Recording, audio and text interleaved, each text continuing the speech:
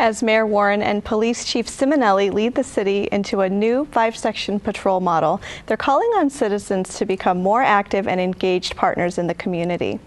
The Books and Bears initiative is an example of this partnership.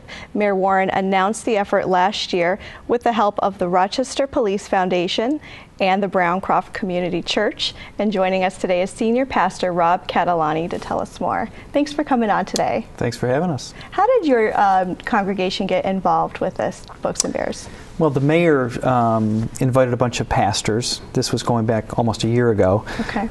Just to come in to sit around for a couple hours with her and some of her team, just to, offer our ideas, thoughts, prayers. And really out of that mainly came just a commitment to pray for the city and to be open to engage in any way possible. Mm-hmm. And for probably every month since then, a bunch of pastors throughout the city have gotten together, the mayor's not there typically, but just to pray for the city. But it was an idea to get together and come up with some ideas. So out of that, really, one of our leaders, outreach leader, Chris Stifter, and Tracy Miller, who works for the mayor, really it was their idea. We were just trying to come up with ideas to constructively be involved with the city in a way that could really make a tangible difference. Mm-hmm. And they came up with this idea to work with the RPD to come up with, it was their idea to come up with books and bears that could be put together and put in police cars to give to particularly little kids caught in domestic or difficult situations. Mm-hmm. Why is being involved in this kind of work important to you and to Browncroft? Well, we as a church, we're not very far from the city, where you can see the city skyline really from our church, and for many years Browncroft has had a commitment to being involved in various city ministries. So we've always had a commitment to the city, but feel a big responsibility. The city has a lot of issues, and we feel that the church should be a part of making a difference. Whether that we have actually for the last couple of years been involved in schools, still have tutoring in a couple different schools, and when the mayor invited us to think and dream about ideas, we were ready to do that. So we feel like we have a responsibility to do whatever we can to help bring about renewal in our city. Mm-hmm. And the whole congregation is behind the effort, and even your youngest members have helped out. Tell us about that. Yeah, we started, once the idea came together, just pitched it to the whole congregation, and they were very enthusiastic. We made a commitment to be involved in the city. But then some of our volunteer leaders and even our staff who were involved with kids, they pitched it to the kids. And so first our junior hires, I think, got involved in being a part of bringing together Books and Bears. And then in November, our middle school girls got together. They have kind of like a Christian Cub Scouts, Girl Scouts called Pioneer Girls, and they, as a group, and got together and put together an effort. And it was great. Not only did they get to bring them together, and they knew they were doing it for young kids in the city, but they were invited by the RPD and the mayor, and they brought them to City Hall and got to put them in the police cars, and it was a really special event. Why do you think it's important for kids, as young as 8, 7, to learn about community service? Well, I think it's so important because, especially as Christians, we feel like we're supposed to make a difference in the world. And often that means, the other side of the world, and that's important too. But, there's so many needs right here in our community. And even, we're in Penfield, and, some of the kids, not to mention their parents, may never even drive into the city.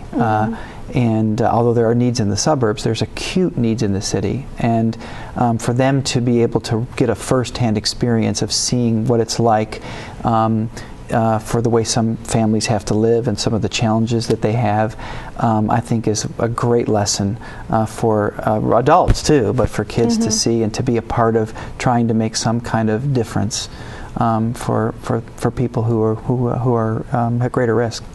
Now, have you been able to see the Books and Bears program in action? mainly just seen it at the city hall, and then, so I haven't seen them. I haven't been invited to be on a ride to see them actually give it. But just recently, it was maybe a couple weeks ago, I think.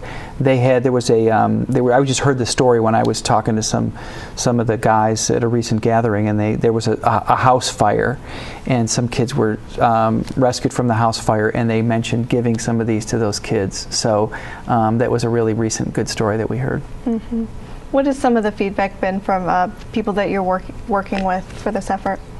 Well, we're the people that, mainly it's through the mayor's office, who's been very gracious and very positive, invited us. Started as just a small effort. It was back in August, and it was just, I don't know, a couple hundred, maybe 200 or 300 books or bears. But they were so enthusiastic. By the time we had the junior hires and the kids, I think it was up to about 800.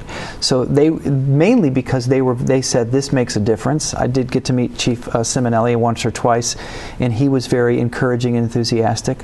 And mainly just, and of course the church. They're the individuals who've been involved are just think it's been a great inspiration and encouragement to them. So at least everything we've heard from the mayor and from the police that we've talked to have been very encouraging and made us think that it's making a difference, that they've encouraged more donations. Yeah, and it seems to be a small gesture, but really goes a long way in terms of community engagement. Why is that important? Yeah, I think mainly because I think there's so many relationships that are required to pull it off. I mean, even as you say, it started very small, but we probably, I'd say dozens of people from our church got to just even spend time with some of the people at City Hall, and then 2 or 3 times got to actually spend some time with police officers. And when in November, when the girls, mainly it was young girls from the elementary school, got to go there with some of their parents, with police officers, and there may have only been 20 of them,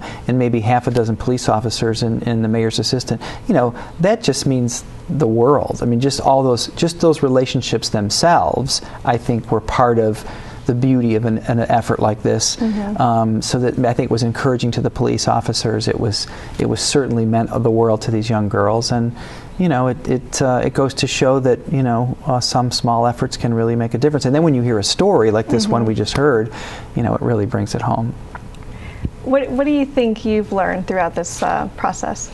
Well, kind of what you just said is one of the big things I've learned is it doesn't take a lot of effort to make a difference. I mean, when I sat in the mayor's office with those dozen other ministers, all those problems that we all shared were, ocean-sized problems, poverty and teen pregnancy and all the things that the mayor faces every day, the high school graduation rate, and they are all overwhelming, and they all seem like they're impossible.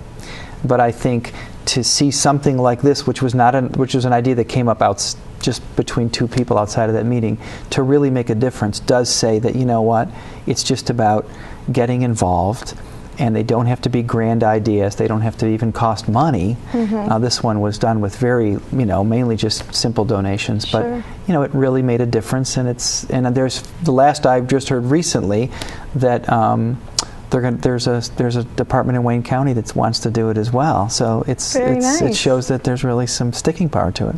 Right. Yeah. So how can people, individuals, or churches or organizations get involved in this effort? Well, they can. I think that if it's still there, I can go right to the main website of the city, and there'll be a Books and Bears link on there, and they can, if they're interested in bringing books and bears, they can just as long as they coordinate with City Hall, there's a phone number there. They can just bring them there directly. They could run a drive at their church. There was a number of organizations, even some businesses in the city have either gives. So you can either bring together materials, Books and Bears, or a number of organizations have also just donated directly to. Like a gift card. They can, gift card, and they can go ahead and turn that into Books and Bears for the project. Now, Mayor Warren's often mentioned the importance of mentorship, and you said that one of the things that Browncroft Community Church does is a mentorship program. Can you talk about that?